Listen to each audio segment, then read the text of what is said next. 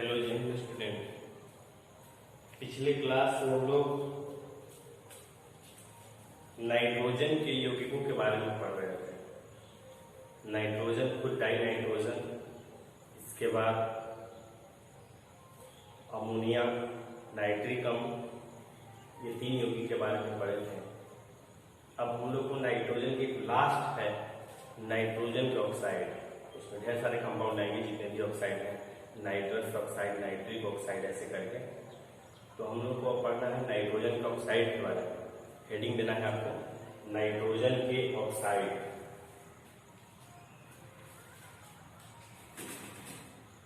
Heading देना है nitrogen के ऑक्साइड।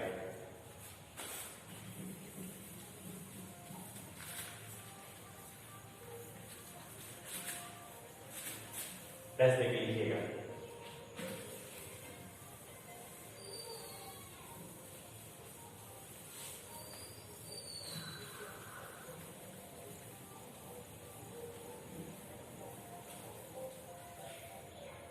जैसे लिखना है नाइट्रोजन ऑक्सीजन के साथ अभिक्रिया करे। नाइट्रोजन ऑक्सीजन के साथ अभिक्रिया करे विभिन्न ऑक्सीकरण अवस्थाओं में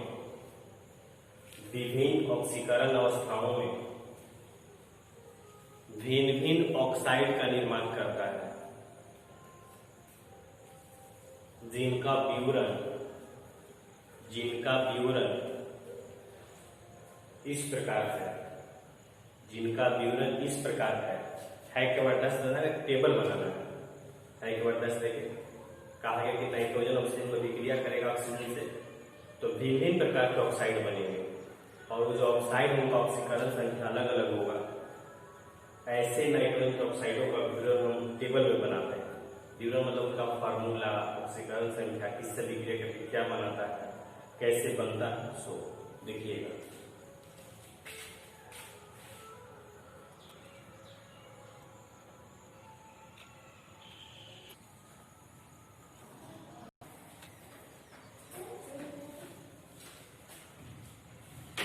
देखिए ये नाइट्रोजन के कुछ ऑक्साइड है, 4 को। इनका टेबलाइजेशन इस प्रकार है। पहले नाम है ऑक्साइड का, नाइट्रोजन के ऑक्साइड का नाम दिया हुआ है। उसके बाद इनका फॉर्मूला, सूत्र, ऑक्सीकरण संख्या, फिर बनाने की सामान्य विधि लिखी हुई है, कैसे ये बनता है, और रंग एवं गुण है। ढेर सारे ऑक्साइड के बारे में पढ़ना था, तो अलग अलग न पढ़ने को एक ही साथ पढ़ रहे हैं। तो पहला नाम था die nitrogen oxide. Die nitrogen oxide नाम से स्पष्ट है। डाई नाइट्रोजन मतलब कि 2 नाइट्रोजन हो, ऑक्साइड मतलब एक ऑक्साइड, वहीं एक ऑक्सीजन। डाई नाइट्रोजन ऑक्साइड मतलब कि 2 नाइट्रोजन और एक ऑक्सीजन, N2 नहीं। और इसका दूसरा जो नाम है वो लिखा हुआ है, याद करके देखिए, नाइट्रोजन 1 ऑक्साइड। ये 1 क्या है? ये 1 ऑक्सीकरण संख्या के लिए, ऑक्सीकरण संख्या इसका +1 है। कैसे निकला है? ऑक्सीकरण संख्या सुपीरियर है। देखिए ऑक्सीकरण संख्या कैसे निकला? नाइट्रोजन का ऑक्सीकरण संख्या निकालना है, अगर अंडरलाइन कर लेंगे। जिसका निकालना है इसका X 2 परमाणु है, 2 प्लस ऑक्सीजन का कितना प्लस लेते हैं? -2 बराबर 0। तो 2x बराबर 2, x बराबर 1 हो जाएगा।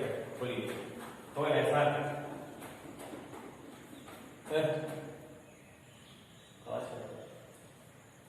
ये हो जाएगा +1 ऑक्सीकरण संख्या है। तो जो दूसरा नाम नीचे लिखा हुआ है हर एक यौगिक का, जैसे डाई नाइट्रोजन ऑक्साइड का दूसरा नाम नाइट्रोजन 1 ऑक्साइड, तो जो 1 है ब्रैकेट में ऑक्सीकरण संख्या लिखा हुआ है। ऑक्सीकरण संख्या कैसे निकालें? सो बता दिया आपको। बनाने का विधि है, एक विधि है, अमोनियम नाइट्रेट को गर्म किया गया तो डाई नाइट्रोजन ऑक्साइड प्राप्त हुआ। इसका जो रंग और गुण था, ये रंगहीन गैस होता है, कोई कलर नहीं है, गैसीय पदार्थ है। और इसका जो गुण है वो न्यूट्रल होता है। इसका नेचर जो है, प्रकृति, वो उदासीन होता है, न अम्लीय होता है और नहीं क्षारीय होता है। ऐसे जनरली लोग क्या पढ़ते हैं कि 10th क्लास में जानते थे कि जो अधातु के ऑक्साइड है वो अम्लीय होते हैं, तो सभी नहीं होते हैं, ये नहीं। इसके बाद दूसरा है nitrogen monoxide, nitrogen in monoxide मतलब एक ऑक्सीजन NO, इसका जब ऑक्सीकरण संख्या निकालेंगे तो प्लस हो जाएगा, x प्लस माइनस 2 बराबर 0, x बराबर 2 हो जाएगा, तो प्लस 2 ऑक्सीकरण संख्या, इसलिए इसका दूसरा नाम क्या लिखा गया है नाइट्रोजन 2, ये 2 ऑक्सीकरण संख्या है ऑक्साइड, नाइट्रोजन 2 ऑक्साइड पर इसको प्लस 2 ऑक्सीकरण संख्या बनाने का विधि है सोडियम नाइट्राइड की अभिक्रिया H2SO4 आयरन सल्फेट से कराया गया है, तो आयरन सल्फेट बना नहीं, सोडियम बाइसल्फेट और H2NO नाइट्रोजन मोनोऑक्साइड, ये भी रंगीन होता है, उदासीन है, कोई कलर नहीं अम्लीय होता और नहीं क्षारीय होता, गैस है। अगला है die nitrogen trioxide, die nitrogen मतलब 2 नाइट्रोजन और ट्राई ऑक्साइड मतलब 3 ऑक्सीजन N2O3, इसका ऑक्सीकरण संख्या निकालेंगे तो +3 आएगा और उसी के आधार पर इसका नाम हुआ है नाइट्रोजन 3 ऑक्साइड। नाइट्रोजन 3 ऑक्साइड मतलब ये कि नाइट्रोजन के साथ ऑक्सीजन है जिसमें 3 ऑक्सीकरण संख्या है नाइट्रोजन का। बनाने का विधि नाइट्रोजन मोनोऑक्साइड की अभिक्रिया N2O4 के साथ कराया गया है, N2O3 नाइट्रोजन ट्राईऑक्साइड बना है। ये नीला ठोस होता है, मतलब नीला है, कलर इसका नीला होता है, ब्लू होता है, भौतिक अवस्था ठोस है और इसका नेचर कैसा अम्लीय होता है। अगला है नाइट्रोजन डाइऑक्साइड, एक नाइट्रोजन 2 ऑक्साइड, इसका ऑक्सीकरण संख्या में प्लस का रहेगा और इसी के आधार पर इसका जो नाम है वो नाइट्रोजन 4 ऑक्साइड है। लेड नाइट्रेट को उच्च ताप पर, जैसे 673 के लिए बहुत अधिक ताप है, लगभग 400 डिग्री सेल्सियस है, इतने ताप पर जब इसको गर्म करते हैं तो नाइट्रोजन डाइऑक्साइड प्राप्त होता है। ये ब्राउन गैस है, ब्राउन कलर का होता है और गैस है नहीं, ब्राउन को हिंदी में क्या कहते हैं सो याद नहीं आ रहा था, इसीलिए ब्राउन ही यूज, ब्राउन होता है गैसीय पदार्थ में, तो इसका नेचर कैसा होता है एसिडिक होता है, अम्लीय होता है। 2 और है, आपको इतना लिख लेना है, फिर ऊपर से भी क्या करते हैं 2 और लिखते हैं, देखिए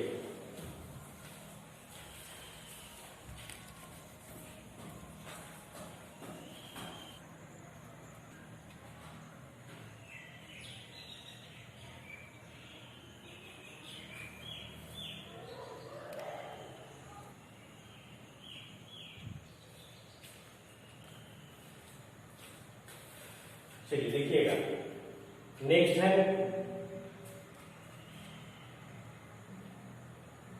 है आपका dinitrogen tetroxide, di 2 nitrogen, tetra मतलब 4 ऑक्सीजन, इसका ऑक्सीकरण संख्या +4 होगा नाइट्रोजन का यहाँ पे, तो +4 ऑक्सीकरण संख्या के कारण इसका नाम नाइट्रोजन 4 ऑक्साइड होगा।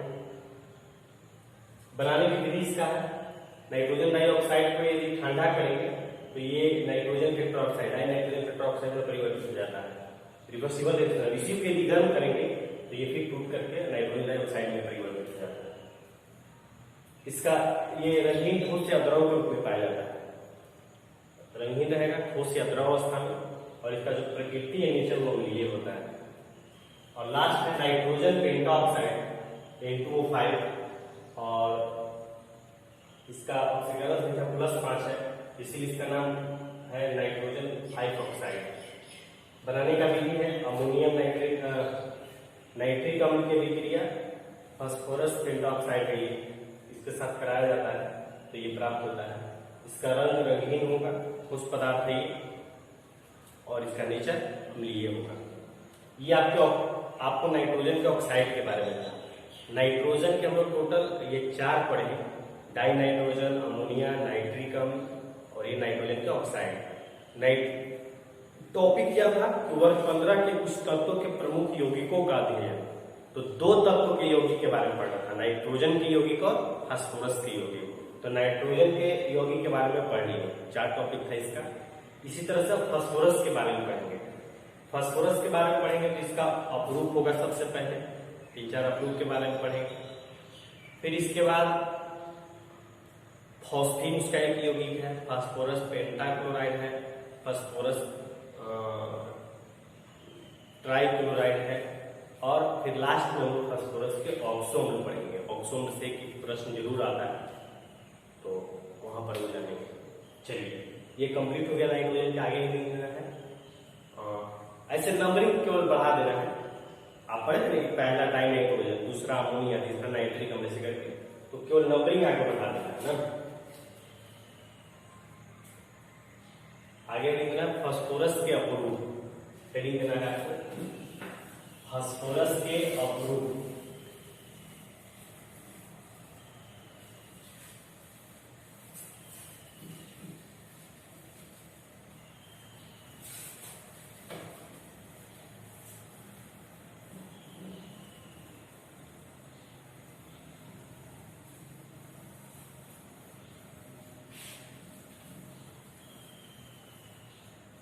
चलिए हेडिंग देना है फास्फोरस के अपरूप। फास्फोरस के अपरूप, फास्फोरस के अपरूप कैसे लिखिएगा?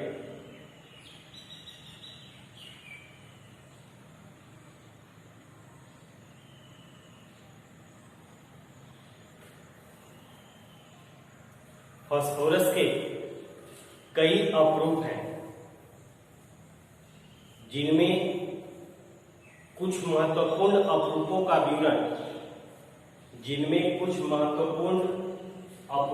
विवरण, इस प्रकार है। महत्वपूर्ण अपरूपों का विवरण इस प्रकार है के बाद दे देंगे। अब पहला लिखेंगे श्वेत फास्फोरस, है के बाद देखिए पहला लिखेंगे श्वेत फास्फोरस।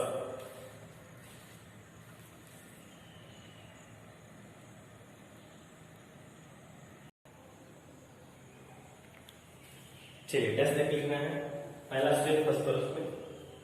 देखिए श्वेत फास्फोरस एक पारभासी ठोस मोम होता है। पारभासी ठोस मोम का मतलब समझ रहे हैं आप? मोमबत्ती होता है उससे थोड़ा ज्यादा पारभासी होता है। मोमबत्ती जैसा ही है, लेकिन मोमबत्ती उतना पारभासी नहीं होता है, उससे ज्यादा पारभासी होता है। मोमबत्ती से नहीं, मोम से ज्यादा पारभासी होता है। नहीं, इतना होता है कि आर पर थोड़ा अधूरा ही दिखे, लेकिन दिखता है।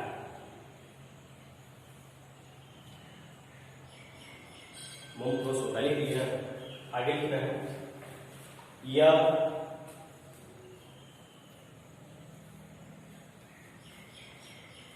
विषैला होता है, साथ ही यह जल में अविलीन,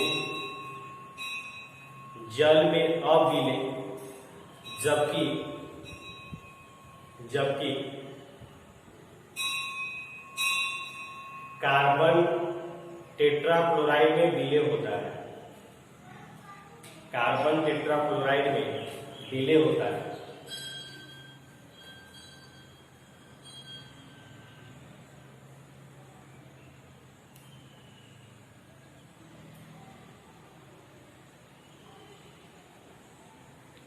लिखिए, आगे लिखना है श्वेत फास्फोरस कोणीय तनाव के कारण, कोणीय तनाव ब्रैकेट के अंदर 60 डिग्री लिख देंगे। कोणीय तनाव ब्रैकेट के अंदर 60 डिग्री ब्रैकेट बंद के कारण,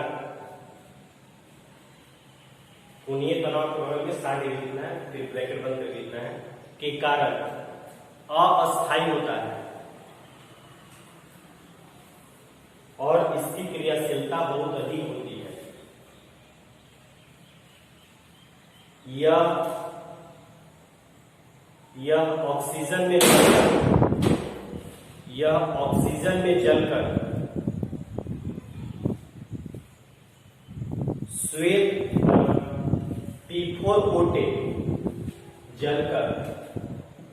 P4O10 ऐसे का श्वेत धूम देता है।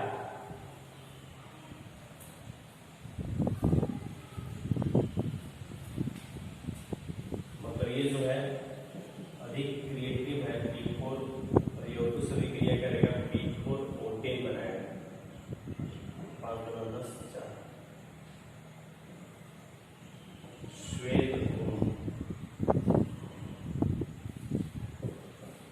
रिएक्शन दिखाना है आपको। जो लिखे ना श्वेत धूम बनाता है उसके नीचे इस रिएक्शन को लिखना है।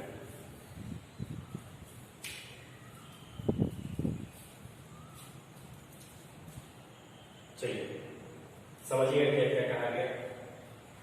जैसे इसका आकृति को हम नीचे पढ़ेंगे, पहले आकृति पढ़ेंगे अभी एक रिएक्शन जस्ट नीचे लिखेंगे। तथा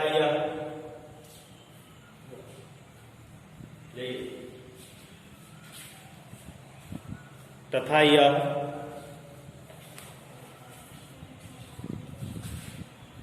सोडियम हाइड्रोक्साइड के जलीय विलयन के साथ अभिक्रिया कर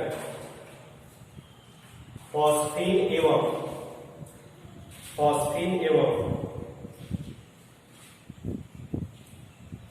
सोडियम हाइपोफॉस्फाइड बनाता है। सोडियम हाइपोफॉस्फाइड बनाता है। सोडियम हाइड्रोक्साइड का जलीय विलयन, ये श्वेत फास्फोरस है, सोडियम हाइड्रोक्साइड के जलीय विलयन के साथ विक्रिया करेगा। का जलीय विलयन मतलब H2 और इसके साथ रहेगा तो एक फॉस्फीन बनाता है। ये फॉस्फीन है, फॉस्फीन। और फॉस्फीन के साथ साथ कहा गया कि सोडियम हाइपोफॉस्फाइड,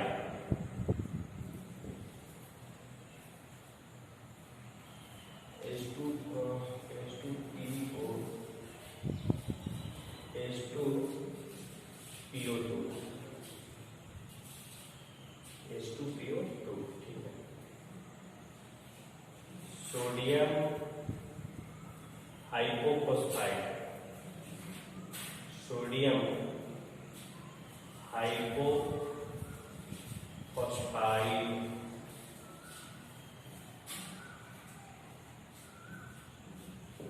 ये बनाता है।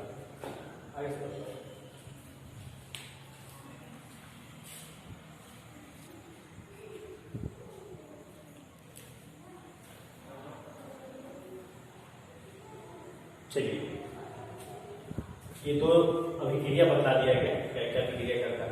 फिर से एक बार श्वेत फास्फोरस के बारे में बोलते हैं। क्या क्या आपको जानना है? पहला ये जानना है कि ये ठोस मूविंग होता है नहीं, और इसके बाद आपको ये जानना है कि सबसे महत्वपूर्ण बात यह है कि इसके बारे में कि एक विलेयता के बारे में कहा गया है। तो विलेयता में आपको ये समझना है, पहले आकृति समझ लेना, आकृति के बारे में बोलो तो फिर भूल जाए। इसके नीचे लिखना है इसकी आकृति, रिएक्शन के नीचे पहले लिखो इसकी आकृति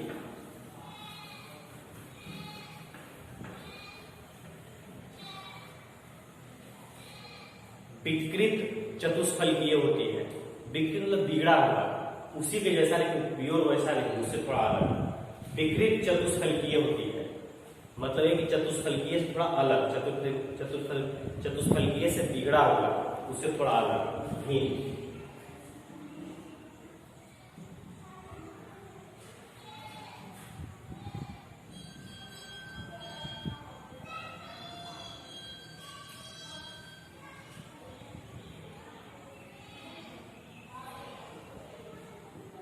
यही देखिए चतुष्फलकीय रिएक्शन में ऐसा होता है, मान लीजिए जैसे मीथेन चतुष्फलकीय होती है नहीं, इसकी आकृति ऐसी होती है, ऐसा इसी जैसा है ना, एक ऊपर में है, ये दोनों जैसा यहाँ हो गया, इसके नीचे जैसा ही, तो उससे थोड़ा अलग होता है, बिल्कुल इसके जैसा नहीं होता है। चतुष्फलकीय से ये थोड़ा डिफरेंट है ये, इसलिए इसको क्या लिखा है? विकृत या विविक्त, विकृत या विविक्त चतुष्फलकीय, डिस्ट्रैक्टेड टेट्राहेड्रल, चतुष्फलकीय ऐसा ये लिखा था। देखिए पहले यही से टोटल कारण समझ जाता है। ये 60 डिग्री एंगल, तो ये आपको पता है कि बॉन्ड पेयर के बीच में रिपल्सन बल लगता है।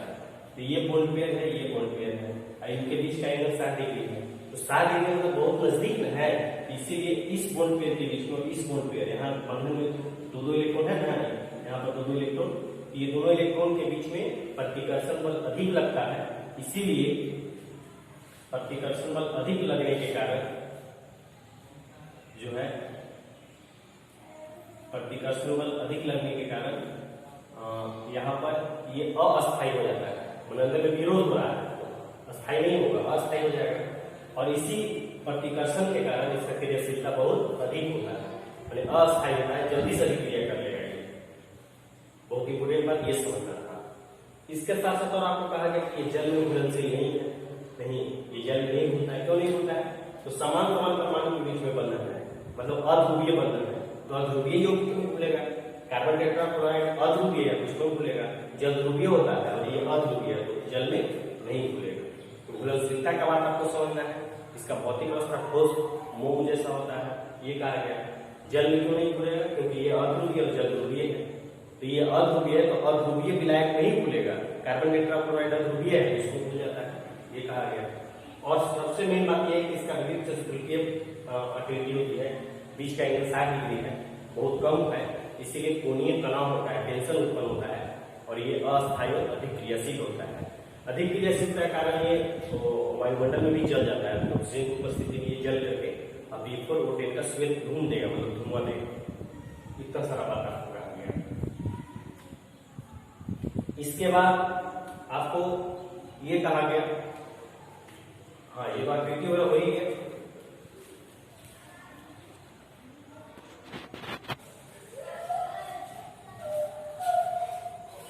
चलिए, तो ये चतुष्फलकीय विविध चतुष्फलकीय आकृति हो गई श्वेत फॉस्फोरस का। पहला श्वेत फॉस्फोरस था, 3 के बारे में पढ़ना था, लाल फॉस्फोरस और काला फॉस्फोरस। आगे आपको हेडिंग देना है काला फॉस्फोरस के बारे में। काला फॉस्फोरस